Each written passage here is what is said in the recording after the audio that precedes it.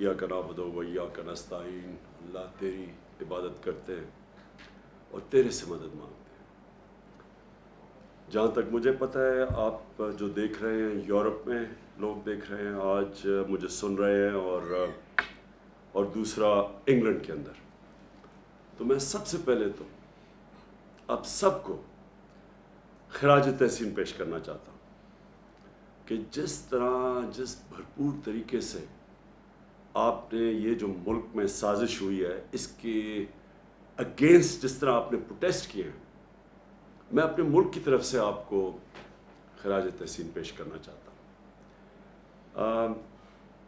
Briefly आपको सबको पता हुआ कि आप तक तो पता चल ही गया होगा कि एक फ़ैसला हुआ बाहर के मुल्क ने, अमेरिका ने, वहाँ फ़ैसला हुआ कि जी उनको एक आदत नहीं है पाकिस्तान में एक हुकूमत जो कि इंडिपेंडेंट फ़ैसले करे, जो एंटी अमेरिकन नहीं। मैं कभी भी एंटी अमेरिकन नहीं रहा, मैं कभी एंटी यूरोप, इंग्लैंड, कभी भी किसी मुल्क के ख़िलाफ़ तो सिर्फ़ एक बड़ा कमज़ोर और तंग नज़र ज़हनी एक कौम के ख़िलाफ़ हो सकता है।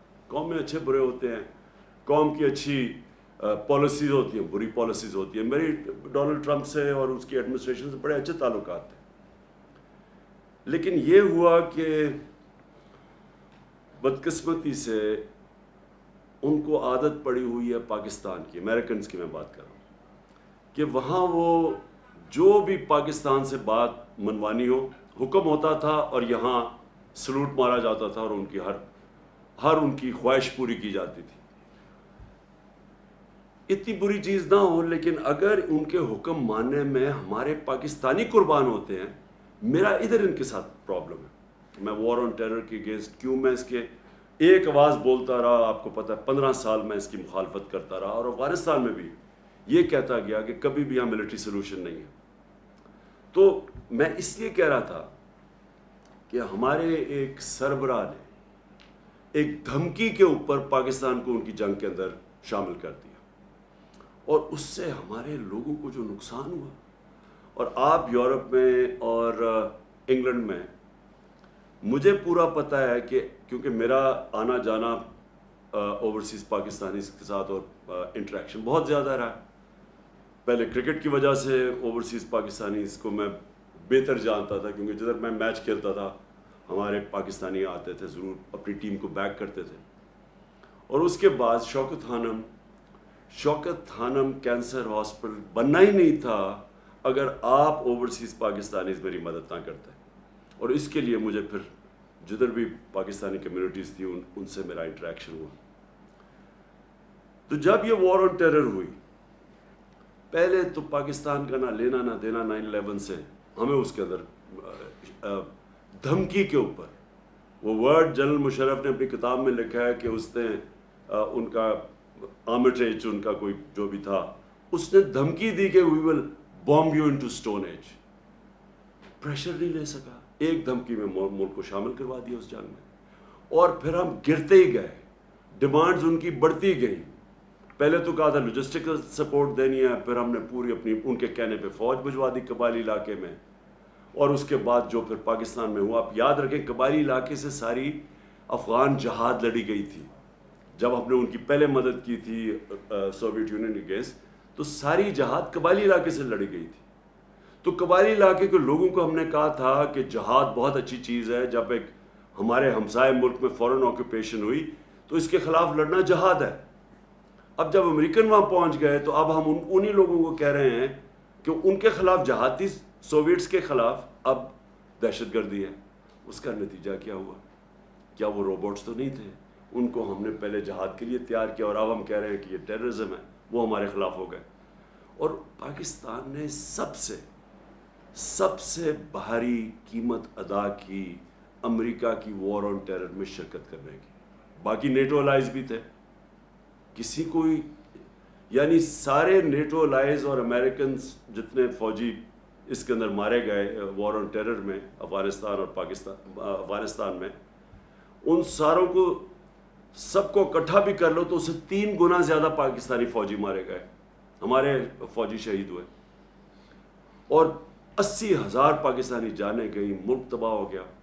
तो मेरा सारा कंटेंशन ये थी کہ ہماری فورن پالیسی ہونی چاہیے پاکستانیوں کے لیے، ہماری بہتری کے لیے. ہمیں اپنے ملک کو قربان نہیں کرنا چاہیے کسی اور کی فورن پالیسی آبجیکٹیوز کے لیے. یہاں پرابلم شروع ہو گیا. تو اب پھر چائنا کے اوپر بھی ہم چاہتے، ہمارا نیبر ہے، ہمارے اچھے تعلقات ہیں، ہم چاہتے تھے کہ آگے رائزنگ پاور ہے، ہمارا انٹرسٹ ہے کہ ہمارے ان سے اچھے تعلقات ہوں. ادھر بھی پرابلم آیا.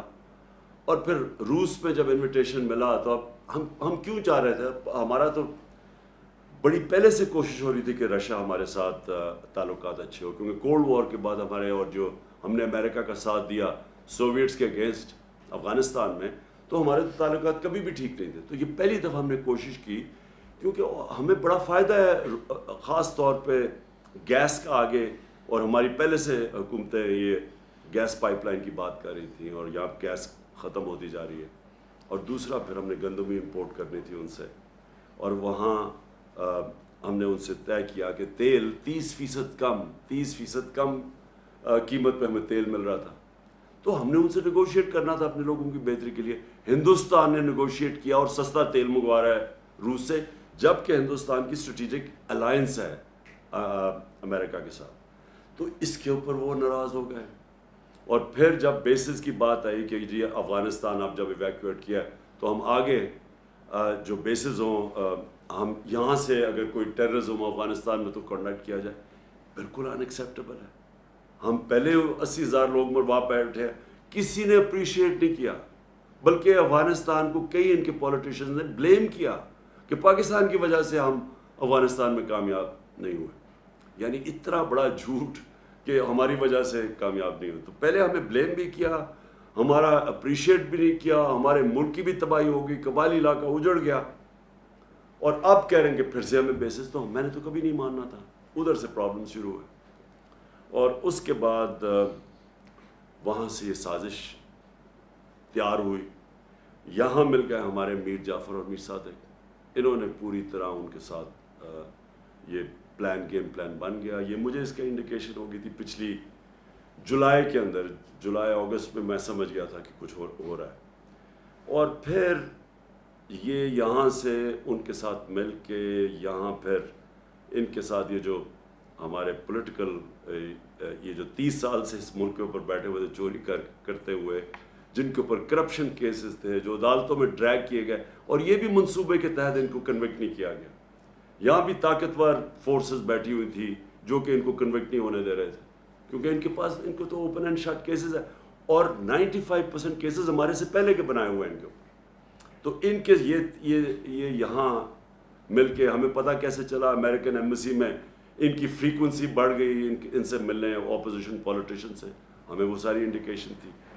اور پھر جو ہمارے 4-5 جو تھے بیک بینچر جو خوش نہیں تھے ہماری پارٹی سے، ان کو امریکن ایمبیسی بلا کے میٹنگز کرنی شروع کر دی. اب دیکھیں ایمبیسیز کا کام تو فورن پالیسی ہوتا ہے، ان کا کیا کام ہے کہ ہمارے ڈسیڈنٹس جو کہ خوش نہیں ہیں ان سے میٹنگ شروع کر دی.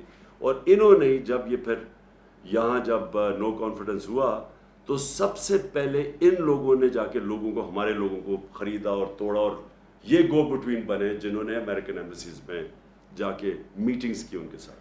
تو اس کے بعد کیا ہوا، 7 مارچ کو ہمارے ایمبیسڈر کو بلاتے ہیں، اس کو ایک ڈونلڈ لو، ایک انڈر سیکرٹری آف اسٹیٹ، وہ جا کے دھمکی دیتا ہے. اور میں یہ آپ صرف کہنا چاہتا ہوں کہ کتنی بڑی توہین ہے 22 کروڑ لوگوں کی، کہ امریکن آفیشل جا کے ہمارے ایمبیسڈر کو کہتا ہے کہ اگر تم نے عمران خان کو اس میں کامیاب ہونے دیا، یہ جو نو کانفیڈنس پوشن ہے، اگر یہ کامیاب ہوگی اور اگر یہ کامیاب ہوگی اور عمران خان ہٹ گیا تو پاکستان کو معافی دے دی جائے گی.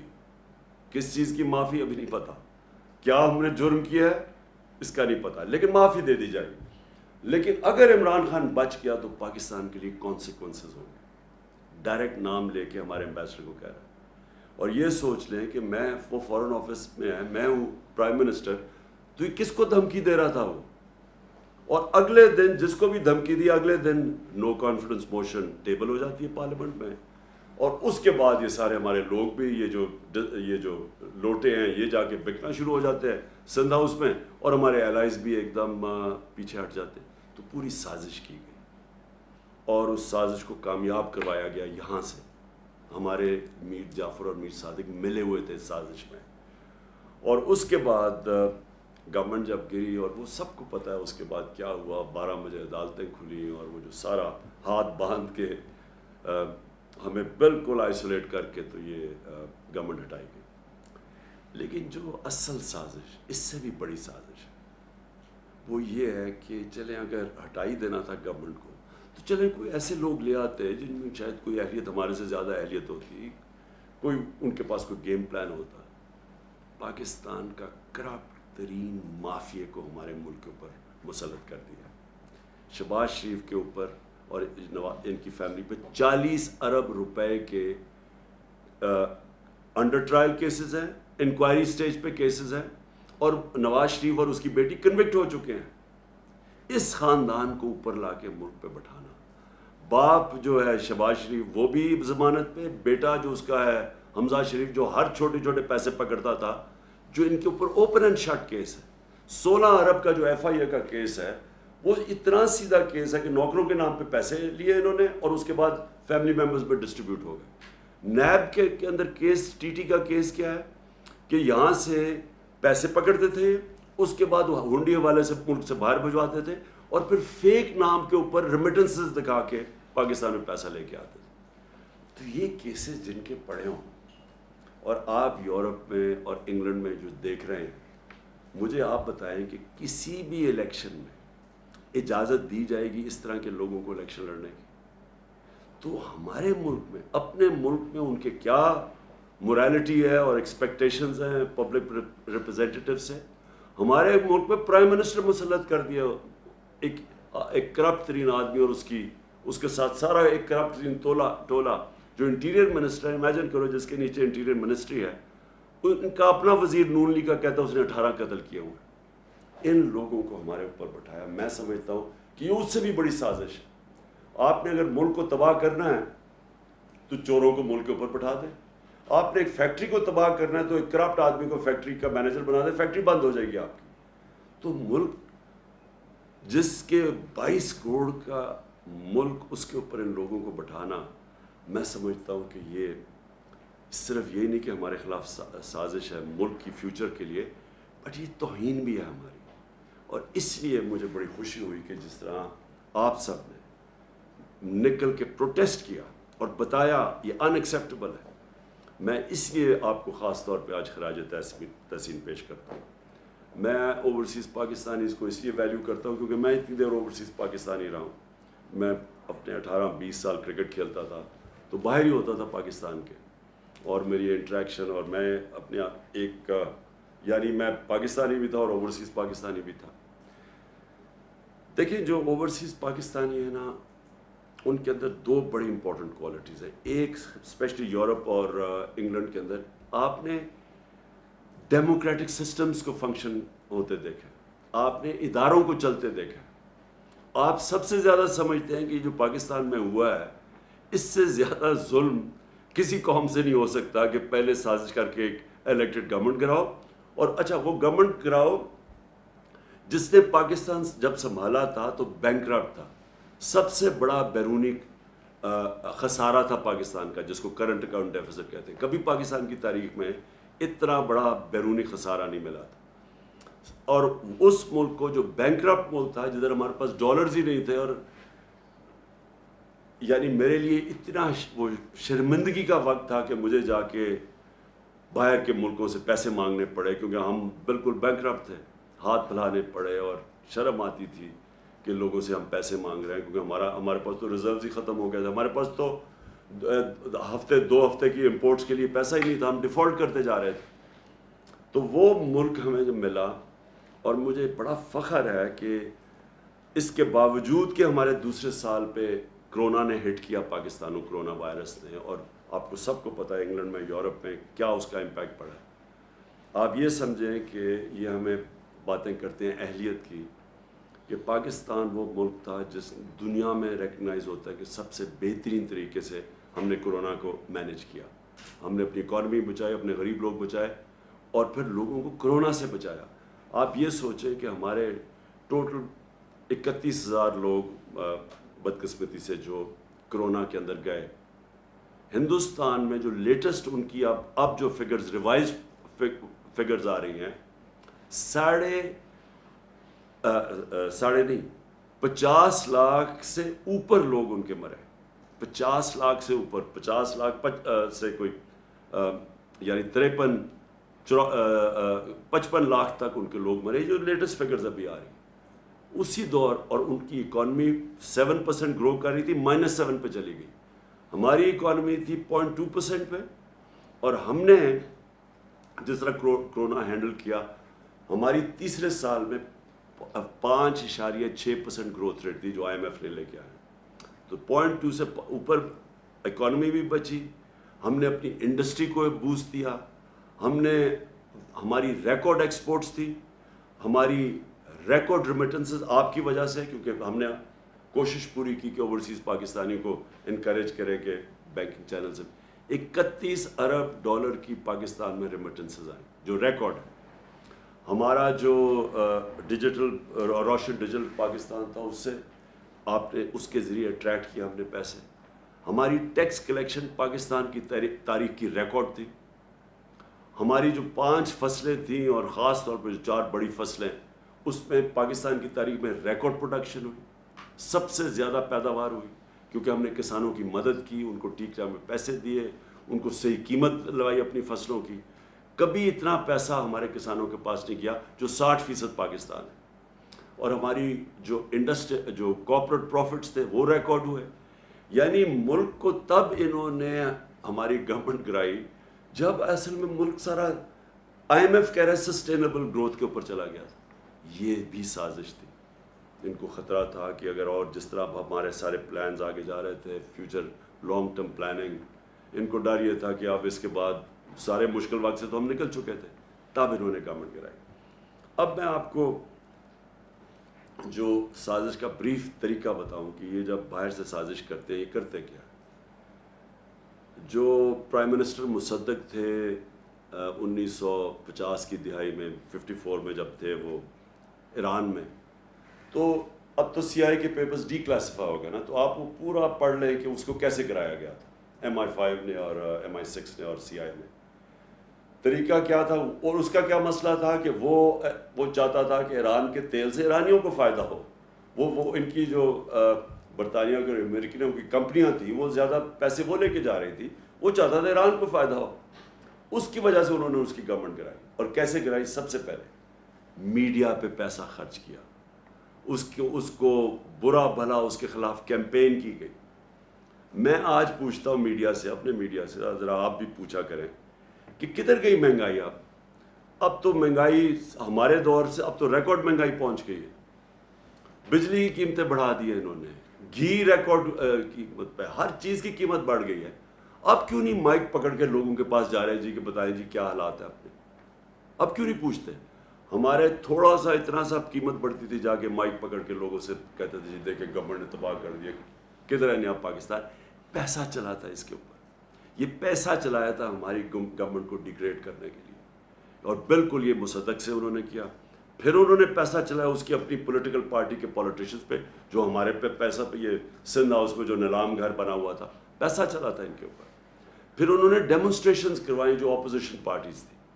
یہ سارا جب مصدق کو گرایا تھا, آخر میں جب مداخلت ہونے سے پہلے یہ سب کچھ کیا تھا. انہوں نے بھی لانگ مارچ, کبھی فضل الرحمان آ رہا ہے لانگ مارچ, کبھی وہ بلاول آ رہا ہے سندھ سے لے کر لوگوں کو, وہ ساری فیل ہو گئی کیونکہ لوگ ان کے ساتھ ہی نہیں تھے. آخر میں انہوں نے ہمارے پاس یہ جو کیا. اور میں جو آپ سے اوورسیز پاکستانی آپ سے جو میں نے امید لگائی ہے وہ یہ کہ آپ نے اپنے پولیٹیشنز کو, کیونکہ اگر کسی کو بھی وہاں انہوں نے پتہ نہیں چلنے چاہیے پاکستان کی جو نیوز ہے, باہر نکلنے نہیں دی کہ یہ ہوا کیا پاکستان سے. وہاں بار بتایا جی عمران خان بڑا ان پاپولر ہو گیا تھا, دیکھیں جی اس کو گرا دیا. انہوں نے کوئی یہ نہیں بتا رہا کہ ہمارے پاس وہ جو میں نے اس کو ڈی کلاسیفائی کر کے وہ جو ڈاکیومنٹ ہے جو سائبر ہے, جو مراسلہ ہے, جو ہمارے ایمبیسڈر نے بھیجا, جو 2 دفعہ نیشنل سیکورٹی کونسل کے سامنے پریزنٹ ہوا, جس کے اندر واضح یہ ساری چیزیں ایمبیسڈر نے خود کنفرم کیا کہ کس طرح کی دھمکی دی گئی تھی. اور پتہ تھا ان کو کہ نو کانفیڈنس موشن آ رہی ہے، اور ان کو اور اس کے اوپر دھمکی دے کے اس کو کامیاب کرنا ہے. تو اب تو کلیئر ہو گیا سب کچھ. اب تو ان کو بھی ماننا پڑا کہ جناب وہ سارا کچھ اوتھینٹک ہے. لیکن باہر نہیں پتا، آپ کے یورپ میں نہیں پتا، انگلینڈ میں نہیں پتا، انہوں نے سپریس کیا ہوا ہے. وہ بھی ان کی بھی میڈیا ان کی اسٹیٹ پالیسیز کے ساتھ رہتے ہیں، اور انہوں نے کہا ہوگا کہ یہ بھی ہمارے نیشنل انٹرسٹ میں. لیکن آپ کو کم از کم یہ پوچھنا چاہیے اپنے پولیٹیشین سے، لوگوں کو لکھنا چاہیے، لیٹر لکھنا چاہیے کہ یہ جو ہوا ہے یہ کیا یہ آپ الاؤ کریں گے اپنے ملک میں؟ کیا ہندوستان میں آپ کریں گے؟ یہ ایک 22 کروڑ لوگوں کے ملک میں یہ جو انہوں نے کیا ہے، کم از کم آپ کو letter to the editors campaign, اب تو سوشل میڈیا کیمپین آپ کر سکتے ہیں. آپ پلیز اس کے اندر ضرور شرکت کریں، کیونکہ وہاں آپ کی آواز اثر کرتی ہے، لوگوں کو افیکٹ کرتی ہے. لوگوں کو پتہ ہے جب ایک آپ پوری کیمپین چلاتے ہیں، اور میں کہہ رہا ہوں سوشل میڈیا پہ کیمپین چلائیں، لیکن آواز ضرور اپارٹ فرام پروٹیسٹ جو آپ نے کیے یہ ضرور کریں. دوسری چیز ہم نے تو یہ ایکسیپٹ کبھی نہیں کرنا. میں نے ابھی جلسے کر رہا ہوں، لیکن میں انشاءاللہ 20 تاریخ کے بعد کال دوں گا اسلام آباد کی، اور میں یہ میری 26 سال کی پبلک ڈیلنگ کے اندر یہ میرا تجربہ ہے کہ کبھی پاکستان کی تاریخ میں اتنی بڑی پبلک نہیں نکلے گی جو انشاءاللہ اسلام آباد پہنچے گی. اور میں نے کبھی پبلک میں اتنا شعور اور بیداری نہیں دیکھی جو آج پاکستانی قوم میں ہے. میں نے کبھی پاکستانی قوم کو اتنا متحد نہیں دیکھا. صرف میں نے ایک دفعہ 1965 وار میں دیکھا تھا، میں 13-14 سال کا تھا، مجھے ابھی بھی یاد ہے کہ کس طرح ساری قوم اکٹھی ہو گئی تھی. اس کے بعد یہ پہلی دفعہ میں نے دیکھا کہ ساری قوم اکٹھی ہو گئی ہے ایک چیز کے اوپر کہ غلامی نامنظور، امپورٹڈ حکومت نامنظور. یہ ساری پاکستانی قوم میں نعرہ چل پڑا. انہوں نے اتنی بے شرمی کی کہ وہاں ان کو آوازیں لگ گئیں جا کے مدینہ کے اندر، اور ہمارے اوپر کیسز کر دیے، بلاسفمی کیسز کر دیے. سوچے کہ کچھ شرم نہیں آتی کہ اس کے اوپر ہمارا یہاں شب دعا ہو رہی تھی، ہمیں پتہ ہی نہیں ہے کہ یہ پہنچے ہوئے مدینہ، اور اس وقت انہوں نے ہمارے اوپر کیسز کیا اور شیخ رشید کے بھتیجے کو انہوں نے پکڑ کے جیل میں ڈال دیے. یہ ہے وہ حکومت جو لے کے آئے ہیں، کرمنلز کی حکومت ہے. انہوں نے ساری زندگی یہ کیے، جھوٹے کیسز، مخالفین کے خلاف ڈرانا دھمکانا، اور جو نہ ڈرے اس کو خرید لاؤ، یا خریدو اور یا پھر. تو انہوں نے وہ جو کیسز کیے، میری ایک کنٹینشن ہے کہ دنیا کے کسی حصے میں جدھر پاکستانی ہے، یہ حکومت کے لوگ چلیں، ان کو 2 نعرے لگیں گے ہر جگہ، غدار اور چور. کہیں بھی یہ چلے جائیں، کیونکہ اس وقت قوم میں کنسنسس ہو چکا ہے اس چیز کا. اور اس لیے میں لوگوں کو ایک پرامن احتجاج ہوگا ہمارا اسلام آباد میں. ہم کبھی نہیں چاہتے کہ کسی قسم کا انتشار ہو، بلکہ ہم فیملیز کو بھی بلا رہے ہیں. ہم چاہ رہے ہیں سب اس پہ شرکت کریں اس احتجاج میں، اور صرف لوگوں کے سامنے، قوم کے سامنے، انٹرنیشنل میڈیا کے سامنے، اور یہ جو غدار ہیں ان کے سامنے اور اداروں کے سامنے پبلک کا ان کو پتہ چلے کہ یہ قوم کھڑی کدھر ہے، تاکہ ان کو پبلک کا زور پتہ چلے کہ اس وقت قوم کدھر کھڑی. جو میرا پاکستان کی ساری زندگی کا تجربہ وہ یہ کہ ہماری جو اشرفیہ ہے، ہماری جو رولنگ ایلیٹ ہے، وہ بدقسمتی سے کرپٹ بھی ہے، سافٹ بھی ہے، غلام بھی ہے. وہ سمجھتے ہیں کہ جناب امریکہ کے بغیر ہم گزارا نہیں کر سکتے. ہم نے تو کبھی نہیں کہا کہ امریکہ کے خلاف ہو، ہم نے تو کبھی اینٹی امریکن بات نہیں کی، لیکن ہم نے یہ کہا ہے کہ غلامی نامنظور. ہم دوستی کرنا چاہتے ہیں، غلامی نہیں کرنا چاہتے. اور یہ ساری قوم کی آواز ہے آج، کیونکہ قوم ہماری مضبوط ہے. جب بھی آپ پاکستانی قوم کو ٹیسٹ کریں گے، زلزلہ آیا میں نے خود دیکھا، سارے لوگوں نے شرکت کی. جب سیلاب آیا تھا، وہ اتنا بڑا پاکستان میں تباہی مچی تھی اس کی، ہر پاکستانی نے مدد کی تھی، باہر بیٹھے اندر بیٹھے. یعنی ہمیں جب آزمایا جاتا ہے قوم کھڑی ہو جاتی ہے. اوپر ہمارے بدقسمتی سے چیری بلاسم بوٹ پالش بیٹھے ہوئے ہیں، جن میں نہ کوئی خودداری ہے، پیسے کی بت کی پوجا کرنے والے ہیں، پیسے ان کے باہر پڑے ہوئے ہیں، چوری کر کے پیسہ باہر. آج ان کے جو بھی لنڈن جانتا ہے، سب سے مہنگے علاقے میں شریف خاندان کے گھر ہیں. ایک ایویڈنس نہیں دے سکتے کہ پیسہ کدھر سے آیا. اس لیے بیٹے باہر بھاگ گئے، کیونکہ بیٹوں سے جب پوچھنا تھا کہ بتائیں یہ آپ ایک بیٹا 9 ارب کے گھر میں رہتا ہے اور دوسرا اربوں روپے کی جو پراپرٹیز ان کی اور جو مے فیئر کی ہیں، بتا ہی نہیں سکتے کہ کدھر سے پیسہ ہے، کیونکہ چوری کا پیسہ ہے۔ آج تک پوچھتے رہے ان سے کہ وہ پینما پیپرز کے انکشاف کے بعد کہ بتائیں مریم کے نام پہ یہ 4 بڑے بڑے محلات ہیں آپ کے مے فیئر میں، پیسہ کدھر سے آیا؟ ایک پیپر نہیں یہ بتا سکے پیسہ کدھر سے آیا، نہ یہ بتا سکتے ہیں کیونکہ چوری کا پیسہ ہے۔ اس لیے یہ جو لوگ باہر بیٹھے ہوئے ہیں یہ کبھی بھی اس ملک کے لیے سٹینڈ نہیں لے سکتے۔ ان کو پتہ ہے کہ کبھی بھی منی لانڈرنگ پہ ان کو پکڑ سکتے ہیں۔ جس طرح روس کے جو اولیگارکس ہیں، جو بڑے بزنس مین ہیں، ان کو آپ مغرب کے اندر ان کی پراپرٹی ضبط کر رہے ہیں، ان کو پکڑ رہے ہیں، اسی طرح جب بھی وہ چاہیں ان چوروں کو پکڑ سکتے ہیں۔ اس لیے کنٹرولبل ہے، یہ کبھی ملک کے لیے سٹینڈ نہیں لیں گے، اور اسی لیے بھی یہ موومنٹ کا کامیاب ہونا بہت ضروری ہے۔ تو میں آخر میں آپ سب کو جو پیغام دینا چاہتا ہوں وہ یہ کہ آپ نے اسی طرح مظاہرے کرنے ہیں، آپ نے جو آپ کے علاقوں میں پبلک ریپریزنٹیٹیوز ہیں ان کو آپ نے ضرور خط لکھنا ہے، پٹیشن کرنی ہے، سوشل میڈیا کیمپین کرنی ہے، اور پھر آپ نے جو ہمارا وہ ہے جو ہمارا اکاؤنٹ ہے نامنظور.com، جو ہماری ویب سائٹ آئی، اس کے اوپر آپ نے سب نے اس پہ کنٹریبیوٹ کرنا ہے، کیونکہ ہم اب پوری کیمپین چلائیں گے اپنی سارے پاکستان میں، اور اس کیمپین کے لیے ہمیں اوورسیز پاکستانیز کی بڑی ہیلپ چاہیے ہوتی ہے، کیونکہ آپ کی کنٹریبیوشن، تھوڑی سی کنٹریبیوشن یہاں ہمیں بڑا فائدہ پہنچاتی ہے۔ اس میں ضرور آپ نے کنٹریبیوٹ کرنا ہے، اور انشاءاللہ وقت یہ ثابت کرے گا کہ یہ جو پاکستان میں ایک ڈیفائننگ مومنٹ ہے، اور یہ وہ ایک لمحہ ہے پاکستان میں جب یہ قوم بالکل آزاد ہو جائے گی اس طرح کی چوروں سے، ڈاکوؤں سے، غداروں سے، اور یہ پھر جو میں خواب دیکھتا تھا نیا پاکستان کا، انشاءاللہ اس خواب کی طرف ہم نکل جائیں گے۔ پاکستان زندہ باد۔